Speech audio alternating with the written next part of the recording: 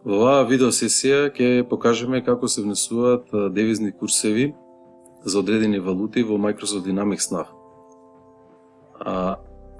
За таа цел отвараме два екрана, едниот е Microsoft Dynamics NAV, другиот е курсната листа на Народната банка на Република Северна Македонија.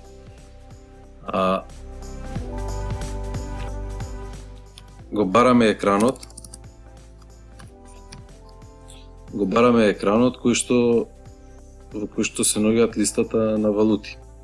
Од листа на валути избираме евра, бидејќи еврата сакаме да внесеме курс на евра. Инаку во Dynamics NAV може да се водат речиси сите курсеви на валути или само оние курсеви со кои што фирмата работи. Го наоѓаме еврото и потоа го кликнуваме копчето за курсеви.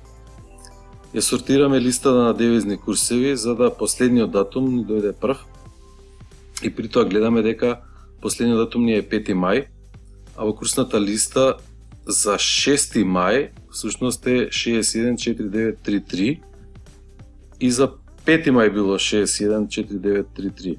Тоа значи дека можеме да внесеме како линија, а и не мораме, бидејќи на Vision сам ќе се знае дека и за 6 е истиот курс. Затоа идеме долу во листата и избираме нареден датум.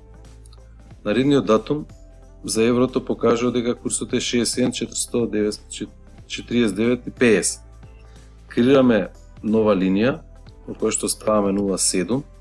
Dynamics NAV автоматски додава дека се работи за мај 2019, бидејќи и сега се наоѓаме во месец мај.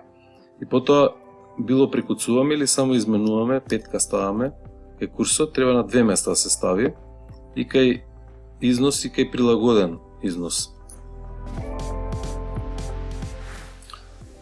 Откако сме направиле тоа, идеме на следно за 8, за 9 и така натаму.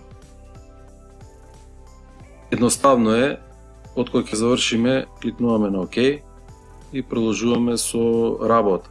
При тоа, трансакциите што се прават како прием на фактури или издавање на фактури со странска валута евро, при книжењето автоматско во сметководство ќе се земат курсевите и соодветно ќе се пресметаат овакво износите во главната книга на сметководството. Ви благодарам за вниманието и успешна работа.